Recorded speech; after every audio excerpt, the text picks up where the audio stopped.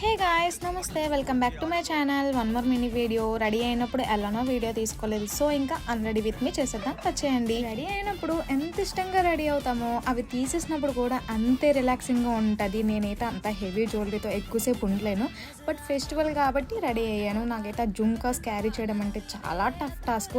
Years అన్ని బాగా pain వచ్చేస్తాయి నాకు. నార్మల్ టైమ్స్లో అసలు బ్యాంగిల్సే వేసుకోము, అలాంటిది ఫెస్టివల్ వచ్చేసరికి ఎంత హెవీగా రెడీ అయిపోతాం కదా. నేనే కాదు, ఆల్మోస్ట్ అమ్మాయిలందరూ అంతే కదా. రెడీ అవ్వడం అంటే ఎవరికి ఇష్టం ఉండదు చెప్పండి.